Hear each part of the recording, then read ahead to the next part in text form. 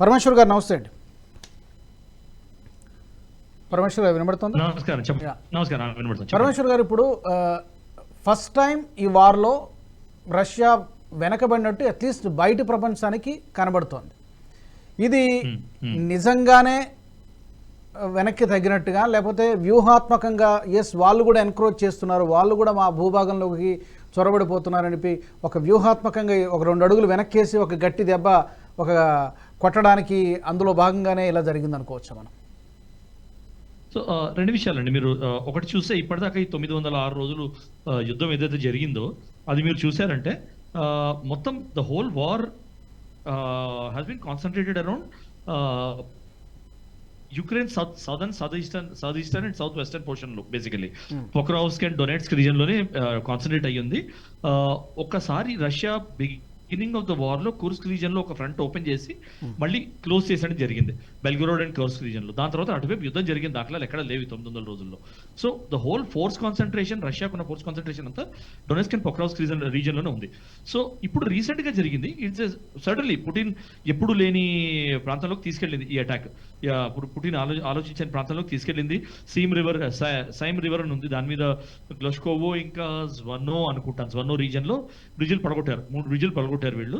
And that is now it is going to turn into, my prediction is it is going to turn into battle of bridges. వాళ్ళ bridges వీళ్ళు పగలగొట్టడం, వీళ్ళ bridges వాళ్ళు పగలగొట్టడం, basically to cut the logistic lines అండి. Logistic lines cut చేసి ఈ వార్లో డిసైసివ్ అప్పర్ హ్యాండ్ గెయిన్ చేసుకోవడానికి వాళ్ళు చేస్తున్నారు. సో పాయింట్ ఏంటంటే 900 రోజుల తర్వాత ఇంత అగ్రెసివ్ గా యుక్రెయిన్ ఎందుకు చేసింది అనేది మనం అనలైజ్ చేసుకోవాలి. ఎందుకంటే దాన్ని బట్టి చూసామంటే 3-4 క్లియర్ రీజన్స్, మేబీ 5 రీజన్స్ మనము క్లియర్ గా చెప్పుకోవచ్చు.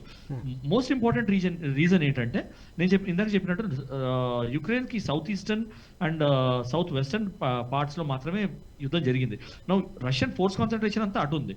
ఇప్పుడు కుర్స్క్ రీజన్ లో వీళ్ళు ఒక కొత్త ఫ్రంట్ ఓపెన్ చేయడంతో ఏమవుతుంది, ఆ ఉన్న లిమిటెడ్ ఫోర్సెస్ లోనే కొంచెం ఫోర్సెస్ తీసి వాళ్ళు అటువైపు స్ప్రెడ్ చేయాలి. దాంతో వాళ్ళ లాజిస్టిక్ లైన్స్ స్ప్రెడ్ అవుతాయి, వాళ్ళ బ్యాటిల్ లైన్స్ కూడా స్ప్రెడ్ అవుతాయి, దాంతో వాళ్ళ రిసోర్సెస్ కూడా స్ప్రెడ్ అవుతాయి.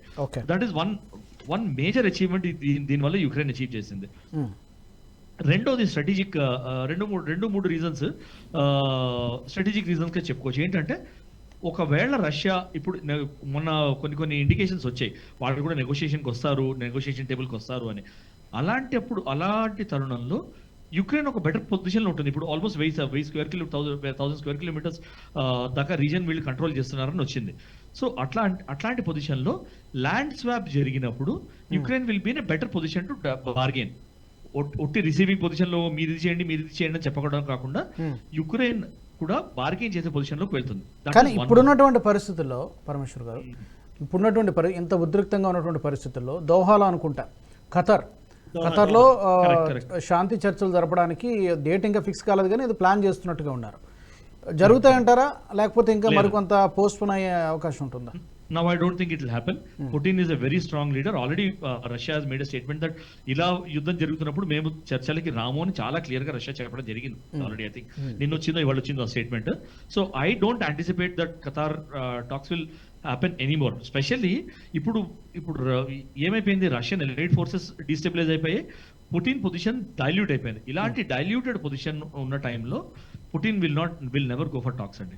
ఆయన ఎప్పుడు వెళ్ళడు. అదొకటి. Now he's also fighting a major front in front of the Russian population. So sudden గా ఇప్పుడు war has been taken to the Russian population. ఇప్పటిదాకా జరగలేదు. సెకండ్ వరల్డ్ వార్ తర్వాత రష్యన్ ల్యాండ్ మీద జరిగిన ఫస్ట్ అటాక్ ఇదండి. ఇప్పటిదాకా రష్యన్ హోమ్ ల్యాండ్ మీద ఎప్పుడు అటాక్ జరగలేదు. This is the first time this is happened. That is the significance. అదే సిగ్నిఫికెన్స్, అది హ్యూజ్ సిగ్నిఫికెన్స్. దాంతో ఏమైపోయింది, రష్యన్ పాపులేషన్ కి ఒక మెసేజ్ వెళ్ళింది, మీరు ఎలాంటి లీడర్ని సపోర్ట్ చేస్తున్నారో చూడండి అని. సో ఇవన్నీ జరుగుతున్న తరుణంలో అంత వీకెన్ అయిపోయిన పొజిషన్ లో Putin I don't think will go for talks. ఒకవేళ Putin if he goes for talks in this scenario నేనైతే షాక్ అవుతానండి, క్లియర్ గా షాక్ అవుతాను. మెయిన్లీ బికాజ్ ఏంటంటే దట్ విల్ బి యాక్సెప్టెన్స్. నేను సర్ప్రైజ్ అయ్యాను, నేను ఓడిపోయాను ఆ కుర్స్ ఫ్రంట్ లో ఒప్పుకోవడం, and that will hurt his troops morale very severely అండి. సో నేను అనుకోవడం ఇట్ ఈస్ ఇప్పుడు వాళ్ళు రష్యన్ ఫోర్సెస్ ఉన్న కామ్ ఏంటంటే basically they are preparing for major front. And major front అంటే ఇప్పుడు ఆల్రెడీ కౌంటర్ ఇవి కూడా జరిగినాయి. ఏంటంటే బ్రిటిష్ ఇవి ట్యాగ్స్ వాళ్ళు. సో ఇప్పటిదాకా ఏంటంటే వెస్టర్న్ వెపన్స్ ఏవి ఎంప్లాయ్ చేయలేదు వాళ్ళు. British Storm Shadow missiles deploy చేయడానికి కూడా రష్యా యుఎస్ పర్మిషన్ ఇవ్వట్లేదు. ఎందుకంటే the moment they do that it will become a war with NATO, not just Ukraine. It can spread into a world war. అది USA permit చేయట్లేదు. కానీ వాళ్ళు Challenger 2 tanks already Russia లోపల use చేస్తున్నారని Sky News ఒక report లో చూపించింది, కొన్ని వీడియోస్ కూడా వచ్చాయి. So British Challenger tanks use చేస్తున్నారని. అది కాకుండా north Korea has waived in. North Korea said we will support Russia because this is NATO's war అని చెప్పి క్లియర్ గా అంది north Korea. So at any point of time ఇది చిలికి గాలివాన్ అవ్వచ్చు, అయ్యే స్టేజ్ లో ఉంది. ఇలాంటప్పుడు